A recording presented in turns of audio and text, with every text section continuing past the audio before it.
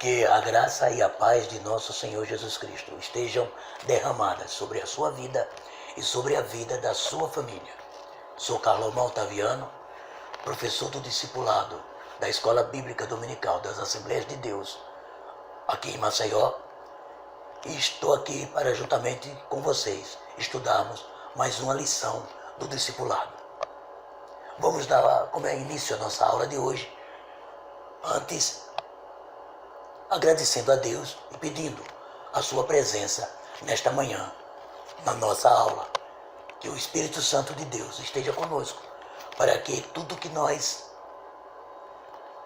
vejamos, estudemos nesta manhã, seja entendida pela nossa mente e guardada em nosso coração, para que não venhamos a pecar contra o nosso Deus. Oremos. Querido Deus, eterno Pai, Deus Pai de nosso Senhor e Salvador Jesus Cristo, outra vez estamos aqui agradecidos por mais um domingo que o Senhor nos permite estar com os nossos irmãos em mais uma aula do discipulado. Senhor, te agradeço, porque até aqui o Senhor tem nos ajudado, tem nos mantido vivos. Senhor, esta semana que terminou ontem, sábado, foi uma semana um pouco conturbada para nós. Perdemos alguns dos nossos irmãos, perdemos alguns líderes, e certamente que sofremos com isso.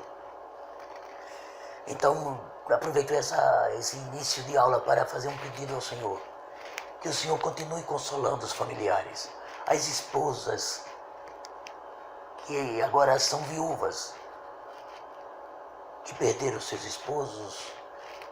Se porventura alguém perdeu filho, ou perdeu pai e mãe, perdeu mulher, alguém que nós não conhecemos, que a gente sabe que lamentavelmente está perecendo, está morrendo em função dessa crise, dessa pandemia terrível.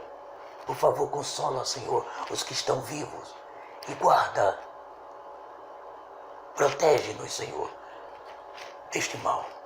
Sim, te oramos agradecidos, mas também solícitos. Te oramos porque precisamos, solicitando a tua proteção e a tua ajuda. Em nome de Jesus, fica conosco, Senhor. Continua conosco. Em nome de Jesus. Amém. Neste domingo nós estamos estudando a lição de número 10. Bom, nesse ciclo nós estamos estudando as verdades ou vivendo as verdades bíblicas. É o terceiro ciclo dentro do currículo da CPAD. Terceiro ciclo do curso da Escola Dominical da Casa Publicadora das Assembleias de Deus. Bom, dentro deste ciclo, dentro desse tema do trimestre, nós estudamos no domingo passado como nos relacionarmos, como o cristão deve se relacionar com os estudos. O estudo tem a sua importância para nós desde os tempos bíblicos. E nós vimos que essa importância vai desde os tempos bíblicos até os nossos dias. E nós vimos isso na lição passada. Também nós vimos a importância da nossa dedicação, da gente se dedicar aos estudos, de forma que possamos, como também representantes, e principalmente representantes do Reino de Deus, refletir a glória de Deus no ambiente escolar, no ambiente acadêmico. E por último, nós aprendemos a aplicar o testemunho diário à palavra de Deus. Ou seja, viver de acordo, dar testemunho de acordo com quem ensina a palavra de Deus. Isso tanto no ambiente acadêmico, como também na profissão futura em que você escolher, em que nós escolhemos para exercer as nossas atividades profissionais. E hoje nós vamos estudar, continuando com esse tema de relacionamento, nós vamos ver a questão do relacionamento do cristão com a sociedade. Então vocês lembram que nós estudamos o relacionamento familiar, estudamos relacionamento no ambiente escolar e acadêmico, e agora nós vamos ver o relacionamento como um todo, o relacionamento com a sociedade. Bom, quais são os objetivos da lição de hoje? Primeiro objetivo é entender a importância de que, como cristãos, vivendo nesta sociedade, nós devemos ter uma conduta íntegra, que possam os que nos rodeiam ver, entender que nós somos verdadeiramente cristãos. Também nós vamos aprender a explicar a adequação do sal e da luz nas palavras de Jesus Cristo para os discípulos, palavras essas que ainda hoje servem para o nosso dia a dia, para o nosso viver, para o nosso conduzir enquanto cristãos aqui na terra. E por último nós vamos demonstrar a importância do testemunho que nós devemos dar como cristãos, mas o testemunho não apenas falando, mas principalmente por atitudes, por meio de exemplo. Bom, o texto base utilizado para o estudo desse domingo, quando veremos o relacionamento na sociedade, está contido no Evangelho, segundo o evangelista Mateus, capítulo 5, versículos de 3 a 16. E ainda a primeira carta do apóstolo Pedro, capítulo 2, versículos 11 a 15. Vamos ler, aproveitar aqui. Eu sei que você ainda não está com a sua lição, mas você vai abrindo a Bíblia aí, como é costume nós pedimos, cada vez que a gente começa uma aula, que você abra a sua Bíblia para a gente ler. Bom, como eu creio que você já abriu, vamos então para Mateus 5, 13 a 16. Disse o Senhor Jesus: vós sois o sal da terra, e se o sal for insípido, com que há de se salgar? Para nada mais presta, senão para se lançar fora e ser pisado pelos homens. Vós sois a luz do mundo. Não se pode esconder uma cidade edificada sobre um monte. Nem se acende a candeia e se coloca debaixo do alqueire, mas no velador, e dá luz a todos que estão na casa. Assim, resplandeça a vossa luz diante dos homens, para que vejam as vossas boas obras e glorifiquem a vosso Pai que está nos céus. Palavras do nosso Senhor Jesus, onde ele deixa claro a importância, a necessidade de eu e você sermos sal e luz. O que o apóstolo Pedro diz na sua primeira carta, no capítulo 2, nos versículos de 11 a 15.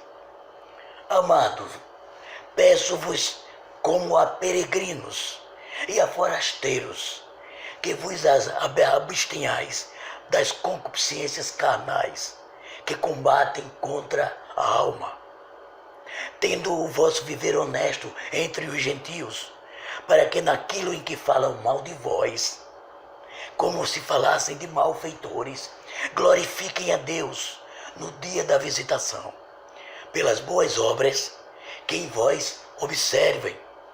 Sujeitai-vos, pois, a toda a ordenança humana, por amor do Senhor, que é ao rei como superior, e que aos governadores como por ele enviados, para castigo dos mais malfeitores e para o louvor daqueles que fazem o bem.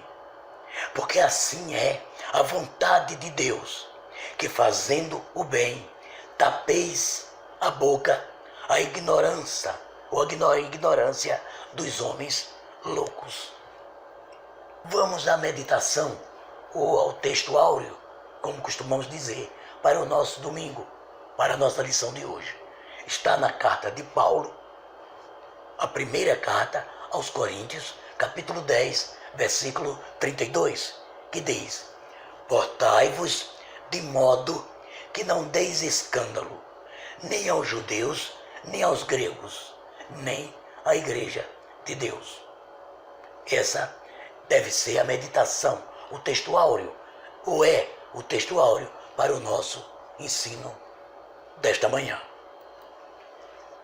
Muito bem, vamos já dar início à nossa lição.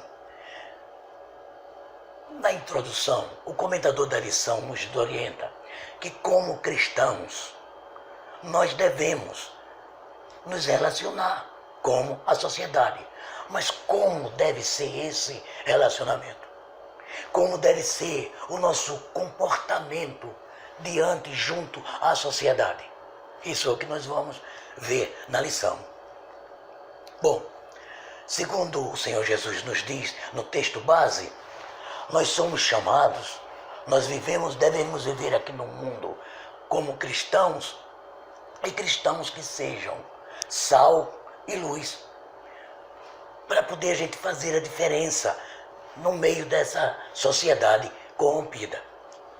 Outra coisa que nós vamos ver é que, como cristãos, nós temos a oportunidade de representar o reino de Deus, de representar o nosso Senhor Jesus Cristo em qualquer e em todo ambiente em que frequentemos. Esse deve ser o comportamento, o modo de vida do crente, de forma tal que aonde ele chegar, alguém diga: aquele ali é um cristão verdadeiro, aquele ali é um crente em Cristo, o Filho de Deus. É assim que devemos nos comportar e nos relacionar na sociedade em que vivemos. Bom, sal e luz. Sal e luz. Para que serve o sal e a luz? Mas antes, você diria o que é o sal e a luz? Bom, nós vamos ver isso lá na frente. O importante agora é: para que serve? Eu quero que você responda, apesar de eu não estar ouvindo você, mas eu gostaria que você respondesse, no seu entendimento. Para que serve o sal? Se você disse para salgar, fez correto. Mas você salga alguma coisa, por exemplo, você pega uma carne fresca e você põe sal nessa carne, você salga. E o que acontece com essa carne? Ela vai ser o quê? Vamos ver na lição. E a luz? A luz serve para clarear, para dissipar as trevas. Essa é a ideia da lição de hoje. Mas antes da gente falar de ser sal e ser luz, vamos falar de sociedade. Porque relacionamento, nós vimos naquela lição sobre relacionamento familiar. Nós vimos que relacionamento é o ato de se relacionar. Era a forma de conviver, de trocar ideias, de trocar experiência. Isso é relacionamento. Agora, o que é sociedade? Porque hoje é relacionamento com a sociedade. O que é a sociedade? É o que nós vamos ver a partir de agora, definindo o termo. Segundo os dicionários, e o dicionário Roas diz o seguinte: sociedade é um conjunto de pessoas que convivem no mesmo espaço.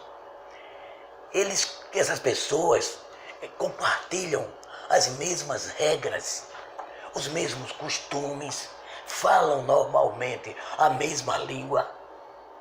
Sociedade é um grupo de pessoas que vive em um ambiente humano. E esse indivíduo, esse ser humano, ele está incorporado nesse ambiente. Então, sociedade é o ambiente onde o indivíduo está incorporado, está vivendo. Bom, A sociedade é composta por grupos sociais. Sim, sociedade, grupos sociais. Que grupos são esses? A família. A família é o primeiro grupo que compõe a sociedade. Sociedade familiar. O trabalho. Lá no trabalho também é uma sociedade. Sociedade laboral. Sociedade onde trabalha. Lá na fábrica, lá no escritório. Lá é um escritório, pode ser um pequeno grupo, mas é uma sociedade. Na escola eu já falei, na escola também não falei, mas a igreja é uma sociedade religiosa. O grupo onde você convive é uma sociedade. Então, são vários grupos que compõem a sociedade. Então, quando se junta, compõe a sociedade. Bom, por meio desses grupos, nós, os humanos, as pessoas, nos integramos à sociedade como todo. Nós, quando falamos sobre relacionamento familiar, eu me lembro que nós dissemos que a família é a célula máter da sociedade. Acho que você lembra. Sociedade. Célula máter da sociedade. Família. Família é a célula máter da igreja. Uma família bem estruturada, uma igreja bem estruturada. Uma sociedade como um todo bem estruturada. Bom, família é o primeiro grupo social onde o indivíduo convive. Nesse caso, ele não apenas convive, mas tá certo, ele vive e ele convive, porque ele vive com alguém, convive. O ambiente de trabalho. Então, por exemplo, colocou-se aqui uma imagem de um grupo social de trabalho que é uma sociedade hospitalar. Está aí uma médica, está aqui o pessoal da limpeza, da segurança, da manutenção, está o diretor do hospital, enfim, todo o grupo aqui compõe uma sociedade hospitalar. Sociedade escolar. Um grupo escolar é uma sociedade, é um outro grupo que no final vai compor a sociedade como todo. E aí, uma sociedade religiosa. Essa aqui, por acaso, é uma foto do nosso discipulado, o discipulado no Farol, alguns anos atrás, que era apenas uma classe e era muito cheia, pela misericórdia de Deus. Daí, esses grupos, pequenos grupos sociais, formam a sociedade como um todo. Muito bem, vamos em frente. Continuando definindo o termo, a gente vai ver o seguinte: qual é a importância ou porquê, ou melhor, qual a importância não, qual a necessidade do ser humano viver em sociedade? É porque o ser humano é um ser gregário, ele não é uma ilha, como a gente costuma dizer. O homem não é uma ilha, o homem, a mulher, não é uma ilha.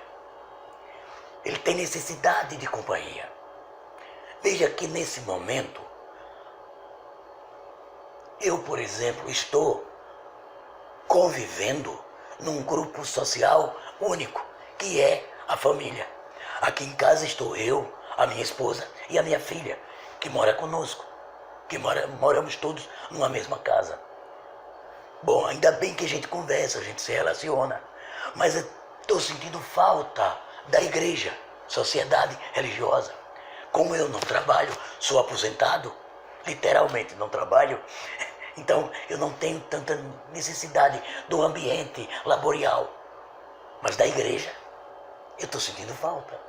De sair na rua, de ver pessoas, eu estou sentindo falta. Por quê? Porque eu não sou uma ilha, eu sou um ser gregário. Para o próprio desenvolvimento da pessoa, é interessante que tenha essa convivência social. Quando Deus fez o homem, ele primeiro fez o homem mesmo, o homem, o macho. Mas imediatamente ele percebeu que o homem se sentia muito sozinho. Os outros animais tinham macho, tinha fêmea. Conviviam. E apesar de Adão ter que administrar o jardim do Éden, de administrar os animais, de observar, Deus descia para conversar com Adão. Não tinha um ser igual a ele, com quem ele convivesse. Não tinha. Aí Deus disse, não é bom que o homem esteja só.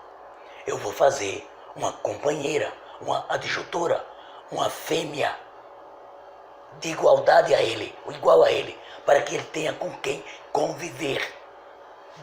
Um ser igual a ele. Aí Deus fez a mulher para atender a esta necessidade gregária de homem. E assim foi feito homem e mulher, como dissemos, macho e fêmea. Deus fez. Bom, o segundo subtópico da nossa lição está falando sobre o lugar em que vivemos. Nós vivemos em família, nós vivemos na sociedade escolar, religiosa, laborial, e a verdade é que nessa vivência nós sofremos, ou nessa convivência sofremos mutação, porque as sociedades são mutáveis. O próprio homem evolui. Ele foi criado, mas ele foi evoluindo. E eu achei um negócio interessante. Quando eu estava estudando a lição, eu vi uma coisa interessante. Nós estamos vivendo essa fase de isolamento, de pandemia, e na rua, quando nós saímos, a maioria das pessoas estão de máscaras. Mas acontece que esse tipo de afetamento, essa pandemia, não é uma coisa única. Já aconteceu há 100 anos atrás, que era a chamada gripe espanhola. E aí eu vi uma foto na internet de uma mulher com máscara. A máscara era igual à de hoje, mas a mulher estava com a blusa de manga comprida e uma saia comprida. Era essa a forma de se vestir. E ainda hoje, para muitas pessoas que primam por uma vestimenta mais coerente, a roupa é assim, mais digna da mulher. Mas hoje não é assim que a gente vê. Então a gente vai pela rua e vê mulheres de short. Quer dizer, uma evolução que não foi para o bem. Uma alteração no comportamento, na vestimenta, que não foi uma coisa muito boa. Por isso que ele está dizendo que essa alteração tem um lado bom e tem um lado ruim.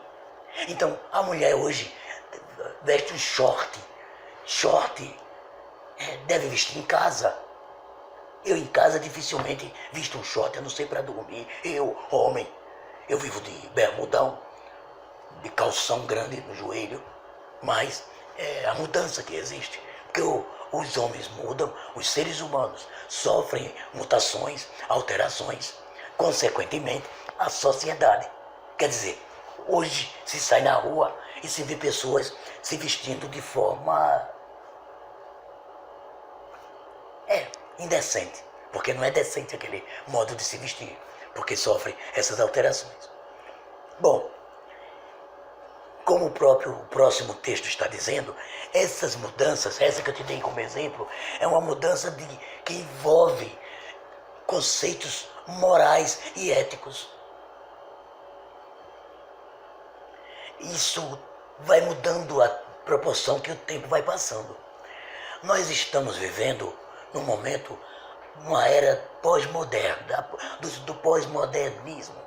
E logo depois que a era do pós-modernismo começou, veio o modernismo e o pós-modernismo. Quando começou, aí veio essas mudanças. Veio o materialismo acirrado, a secularização e veio o relativismo. São características que vieram depois do pós-modernismo e que gerou essa mudança moral e ética. Vejam só, nós vamos conceituar essa classificação, essas mudanças, começando pelo materialismo. Materialismo. No materialismo, as pessoas vivem pensando somente no bem, nos valores, nos prazeres materiais.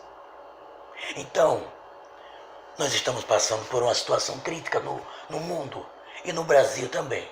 E o que é que nós vemos? Pessoas se aproveitando da situação para tirar vantagem, mas vantagens absurdas.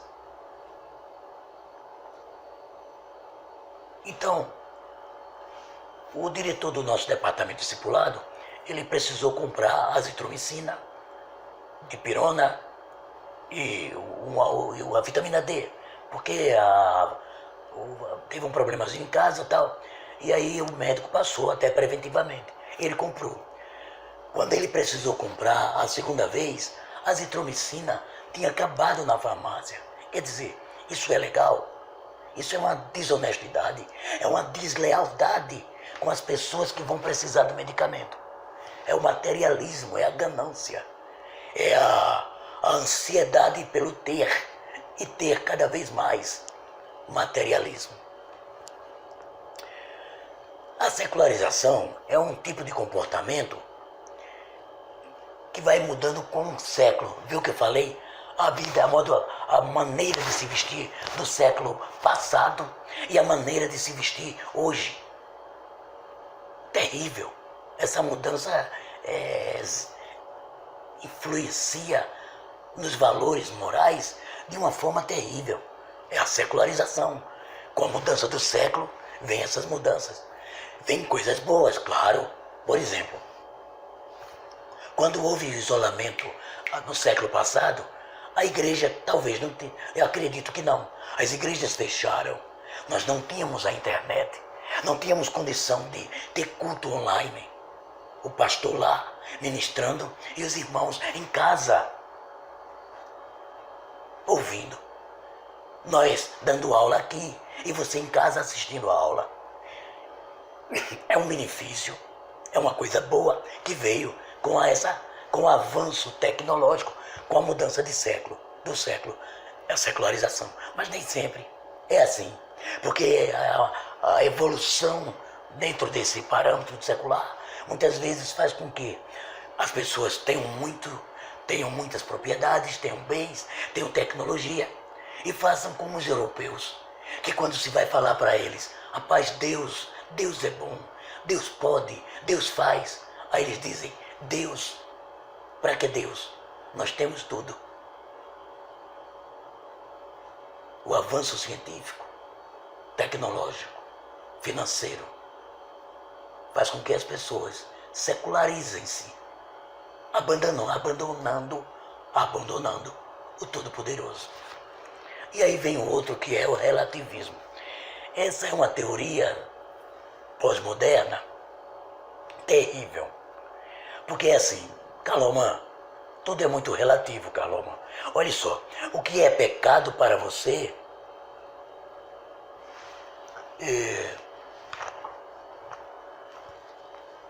pode não ser pecado para mim. O que é errado para você pode ser certo para mim. É muito relativo. Outra coisa, não é bem assim como está escrito na sua Bíblia. A sua Bíblia tem algumas coisas que é muito exagerado, é muito enfático. Não, eu não acredito que deva ser assim. Eu vou lhe dizer, é muito relativo o que você ensina. Relativismo. Aí eu me lembro que eu sempre gosto de usar esse termo.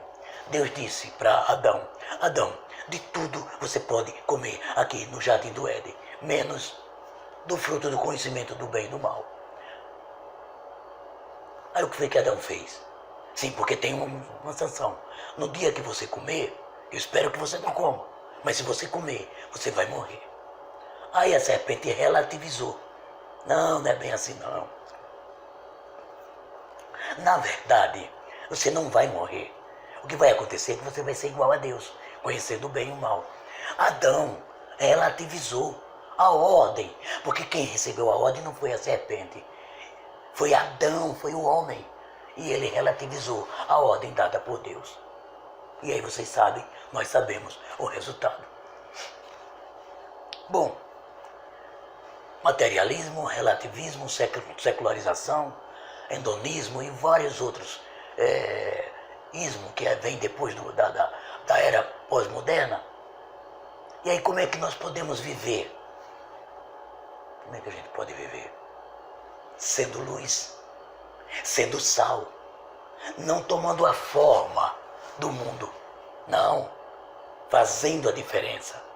Então, é possível sim nós vivermos neste mundo, nesta sociedade secularizada, materialista, modernista, hedonista. Sim, é possível viver fazendo a diferença, fazendo a diferença, sendo cristão autêntico, dando testemunho. A sociedade onde nós vivemos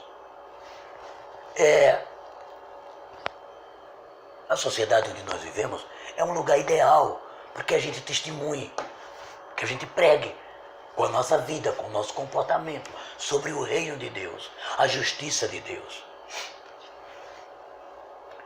E nesse caso,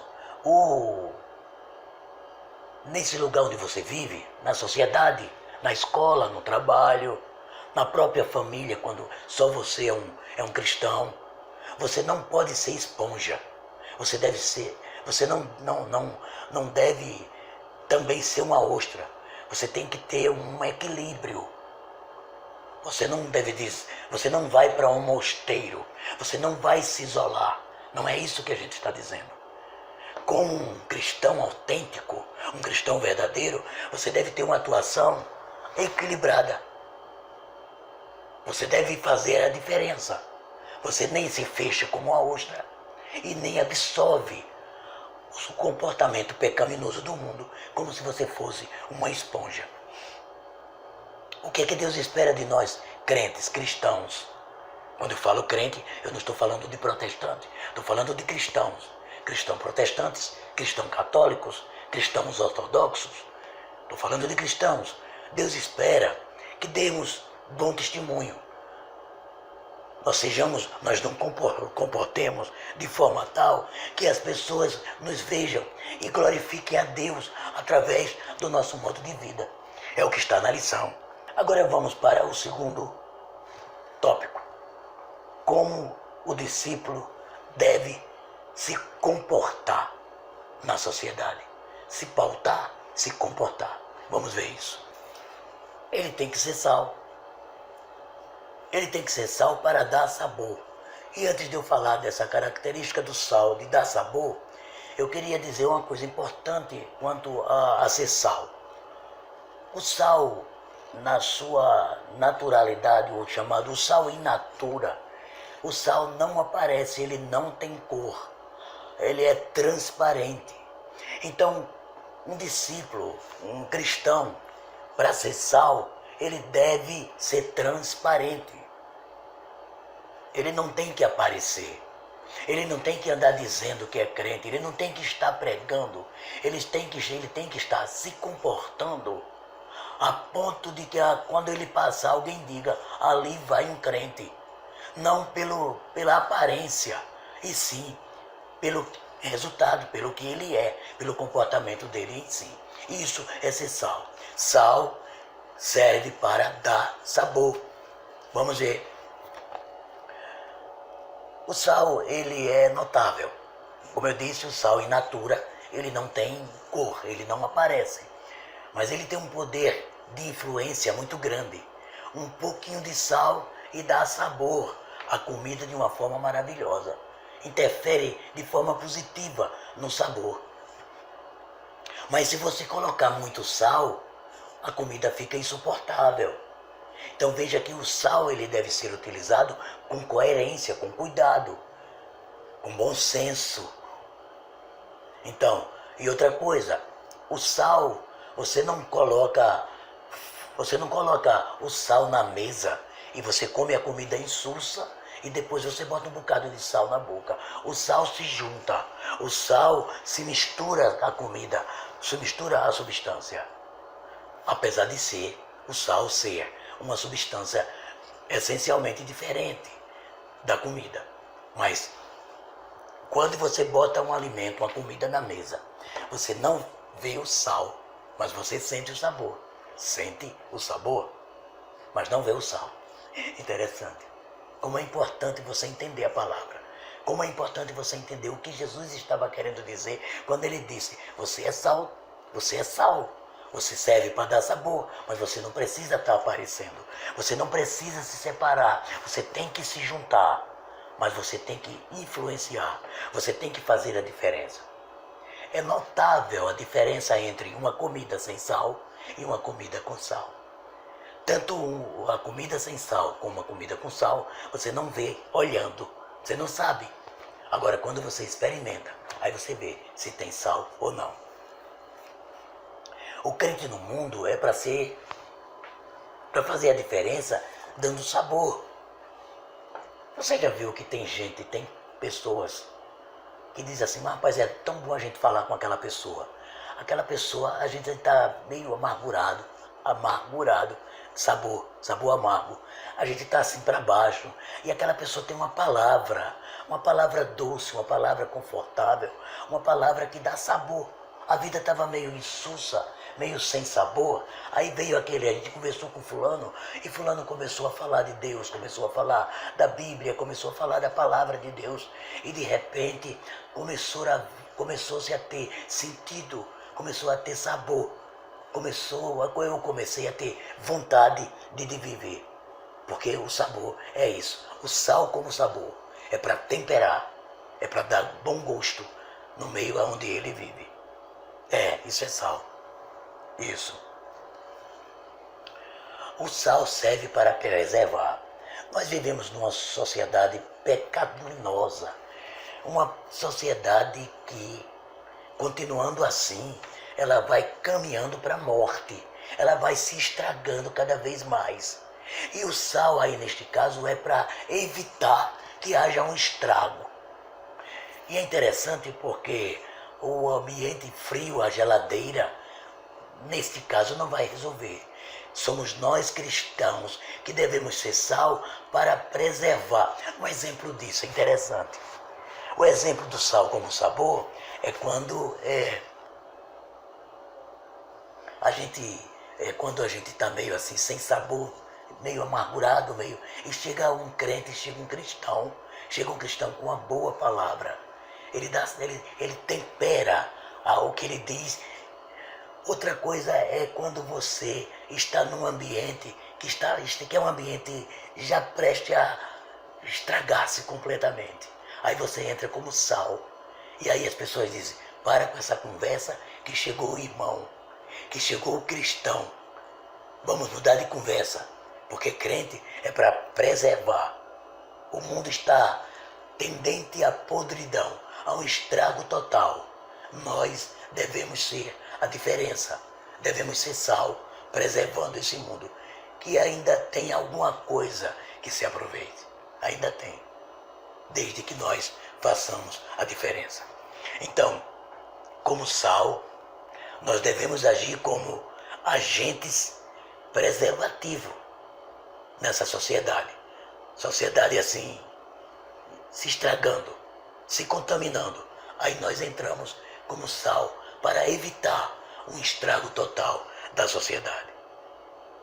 Como sal, a gente se mistura, a gente se junta para dar sabor. A gente se junta para preservar, para moralizar o que está sendo imoral. Isso é ser sal. Ser luz. Eu achei muito interessante essa questão de ser luz. Porque tem pessoas que pensam que ser luz é brilhar. Brilhar, entendeu? Aparecer, ser importante, estar no palco, estar diante de refletores. Na realidade, ser luz é para você refletir a luz de Cristo. Vamos ver se é isso. Vós sois a luz do mundo. Só que Jesus disse mais tarde: eu é que sou a luz do mundo, eu sou a luz.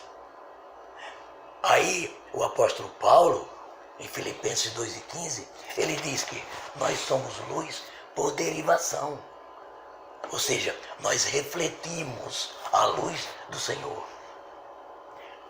Jesus é a luz da manhã, é o sol da manhã, é a estrela d'alva. Jesus é quem tem o brilho. Jesus é quem tem a fonte da luz. Se nós refletirmos a luz de Jesus, aí sim, é nesse caso que nós somos luz. Ser luz, neste caso, é quando a sociedade em trevas olha para você, olha para mim e vê o reflexo de Cristo nas nossas vidas. Eu me lembro muito da primeira vez que os cristãos foram chamados de cristãos. Foi lá em Antioquia. Porque o povo de Antioquia, que estava se decidindo para a fé em Cristo, estava vendo o comportamento daquelas pessoas. E eles chamaram aqueles discípulos e seguidores de Cristo de cristãos, seguidores de Cristo. E só pode isso ser dito, só pode ser isso visto, se a gente for sal, dar sabor e preservar, e se a gente for luz, brilhar no mundo em trevas. Agora, interessante que o reflexo da luz de Cristo em mim depende de como eu estou, a intensidade desse reflexo. Depende de como eu estou, da minha posição. Como é que eu estou me posicionando?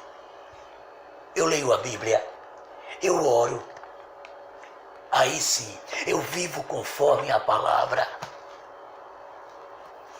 Aí, dependendo de como está a posição, eu brilho mais ou brilho menos.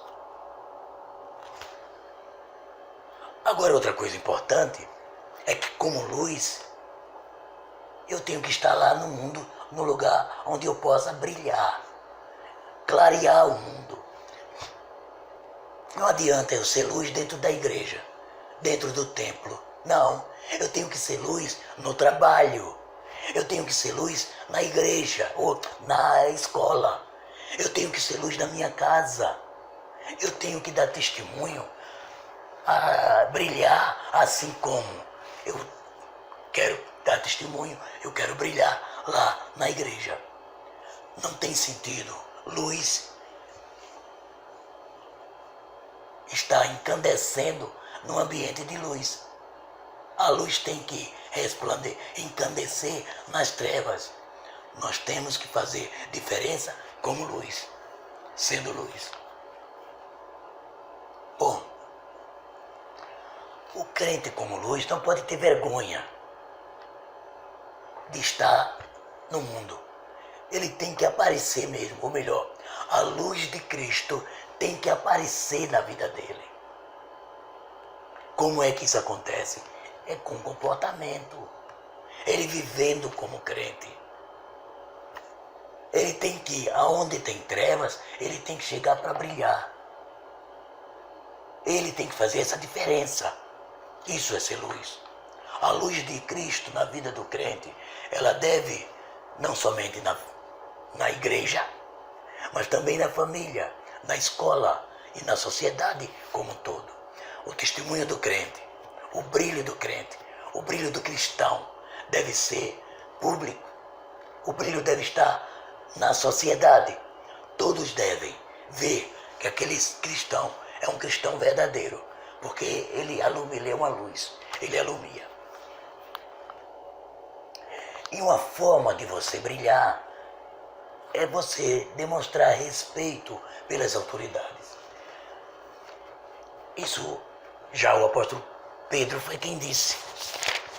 Olha, vocês precisam ter cuidado para não absorver, desejar de forma exacerbada as benécias que satisfazem a carne, a natureza humana. Vocês têm que combater contra essas concupiscências, esse desejo exacerbado de satisfação carnal. Vocês precisam ser honestos aqui. Tem que viver de uma forma que dê testemunho respeitando os seus superiores, o seu superior imediato no trabalho, o seu professor na escola, os representantes dos governos federais, estaduais, municipais. Sim, a pessoa que está lá no poder deve ser respeitada, porque não é pela pessoa, é pelo cargo que ele exerce. É pelo cargo. Hoje se fala muito do presidente da República, hoje o Jair Bolsonaro. Mas eu nunca vi nos meus 68 anos de idade, desde o tempo que eu me entendo de gente, se falar bem do presidente da República. Quando o presidente sai do poder, não se fala mais nele, a não ser os políticos em campanha. Mas a sociedade só bate, só fala, só desrespeita quem está no poder. Então perceba que não está desrespeitando a pessoa apenas, está desrespeitando o cargo, a presidência, a governadoria, a administração municipal. É isso que você tem que respeitar, porque essas instituições são instituições admitidas, criadas, estabelecidas por Deus. E quando alguém sobe a um poder como esse, é permissão de Deus. Quando você se torna insubmisso a uma governância, você está sendo insubmisso a Deus. A Deus. É o que está dizendo aqui. Tanto que diz assim, ó, deixa eu ver uma coisa. Vocês devem respeitar como se estivesse respeitando a Deus. Então, se eu desrespeito um governador, eu estou desrespeitando a Deus. Eu não estou entendendo que ele está ali por vontade permissiva de Deus. Não estou dizendo que é vontade absoluta, mas é vontade permissiva. Então, não consigo entender um cristão falando mal de um governante. Não consigo. Não consigo entender um cristão que não cumpre com as suas obrigações sociais. Não consigo entender. Porque a Bíblia nos ensina que nós devemos respeitar, se sujeitar a toda ordenança humana, como se a Deus, ou por amor a Deus. Porque toda ordenança, todo governo é instituição divina. Então, é sal, é luz, e fala mal, e diz palavras indecorosas, desrespeita um governante. Por favor, está precisando de alguma coisa de mudança, está precisando. A única coisa que nós não podemos aceitar dos governantes é se de repente ele quiser impor a gente alguma coisa que interfira com o que nós cremos, com a nossa fé. Com a nossa fé, governante nenhum pode interferir. Mas nas questões sociais, políticas, devemos respeitar. Sim, devemos respeitar. Isso é o que a Bíblia diz. E o apóstolo Paulo, escrevendo para Tito, ele diz, olha, eu quero que vocês se sujeitem aos principados e potestades. Obedeçam a eles. Estejam preparados para toda boa obra. Não difamem ninguém. Não sejam contenciosos, mas sejam modestos, mostrando toda a mansidão para com todos os homens, inclusive com os governantes. E aí, esse texto que vem agora é o texto que nós lemos, que é o texto de Pedro na sua primeira carta. Está aqui, capítulo 2, versículos 14 e 15. Sujeite-se a toda a ordenança humana, por amor a Deus, que seja essa ordenança rei, hoje é presidente, que seja governador. Porque o governador, ele é uma instituição de Deus, admitida por Deus, ou melhor, a governança é uma instituição admitida, estabelecida por Deus para castigo dos malfeitores e para louvor daqueles que praticam o bem. Então, se essa é a vontade de Deus, é que a gente faça o bem, façamos o bem, porque ninguém vai falar mal da gente, ninguém. Portanto, está no texto áureo, nos comportemos de maneira que não causemos escândalo, nem para judeu, nem para grego, nem para a igreja, nem para a sociedade, e nem para os descrentes, e nem mesmo para a igreja. Não podemos causar escândalo. Devemos agir de acordo que a gente agrade a Deus, com resultados proveitosos. É assim que o apóstolo Paulo nos ensina. Ele diz, como também eu Paulo, agrado a todos. Eu não busco o meu próprio proveito, mas eu busco o proveito de muitos, para que esses muitos, seguindo o meu exemplo, possam se salvar. Relacionamento profissional. É interessante. O relacionamento de cada um de nós que trabalhamos no nosso dia a dia. Como deve ser esse relacionamento? Primeiro, trabalho não é um castigo. Trabalho é uma coisa boa. Trabalho é uma coisa proveitosa. Trabalho foi estabelecido, instituído por Deus. Deus, quando criou o homem, colocou o homem no jardim do Éden para que o homem administrasse a terra, sujeitasse a terra, procriasse e administrasse. O trabalho é uma instituição divina. Deus não ama, Deus não abençoa o preguiçoso. Em relação ao preguiçoso, ele vai dizer, preguiçoso, vai observar as formigas, vai ter com as formigas, o tempo todo está trabalhando. E você não vê uma formiga dormindo. E tem tanto ser humano preguiçoso que só quer viver dormindo, nunca prospera. Fica o tempo todo olhando para as nuvens. O ministro do Evangelho, o padre, o pastor, ele tem uma vida dedicada. O padre, ele está preocupado com a paróquia, com os seus paroquianos. Então eu acho que é mais do que justo, eu entendo que é mais do que justo que ele tenha o seu salário. O apóstolo Paulo disse, digno do seu salário é o trabalhador. O pastor da igreja administra, cuida dos crentes. É justo que ele tenha um salário, porque eles trabalham, e trabalham muito. Então, o sacerdote deve ser mantido pela igreja, tanto o protestante como o sacerdote católico. E no trabalho, nós podemos manifestar a nossa fé. No nosso relacionamento no trabalho, a gente mostra que nós somos cristãos verdadeiros.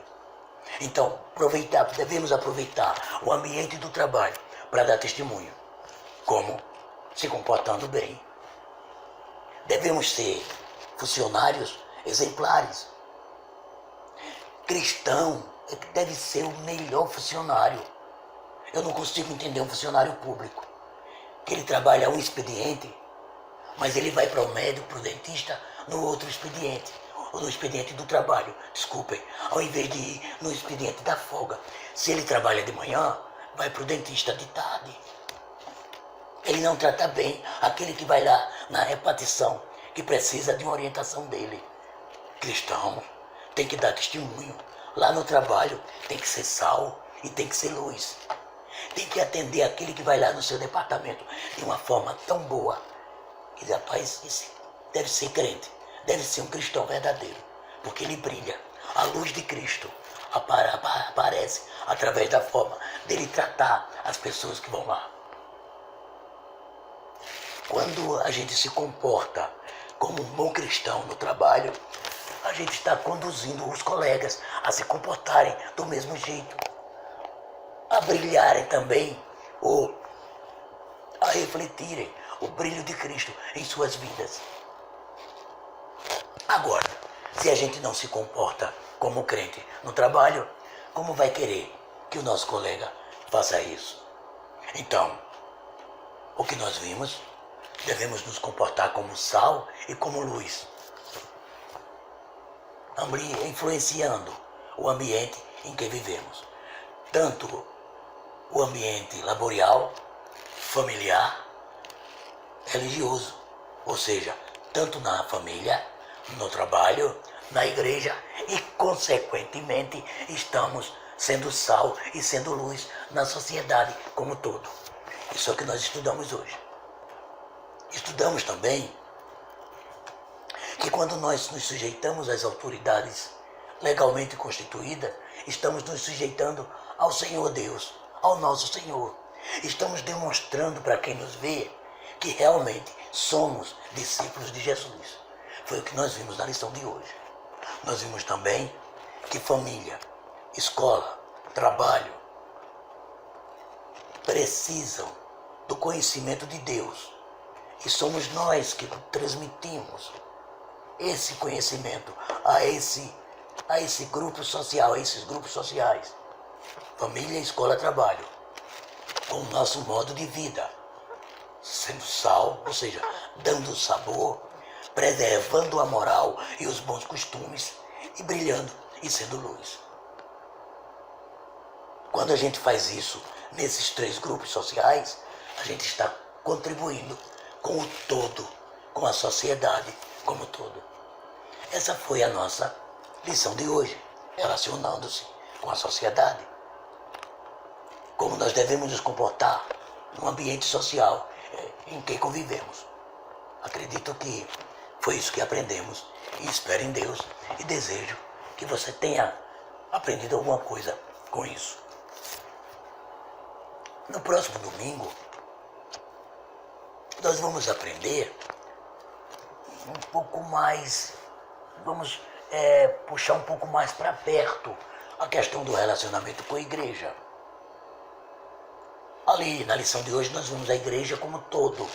Agora nós vamos ver a igreja onde nós servimos. Essa é uma lição interessante. Como eu devo me comportar, como eu devo agir, como eu devo contribuir com a minha igreja.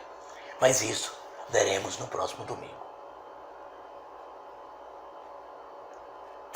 Nós louvamos a Deus pela aula de hoje, desejando sempre estar junto com vocês no próximo domingo, ou o mais breve possível. E vamos terminar essa aula orando a Deus, agradecendo, porque Ele esteve conosco nessa aula, porque Ele nos está dando mais esse domingo.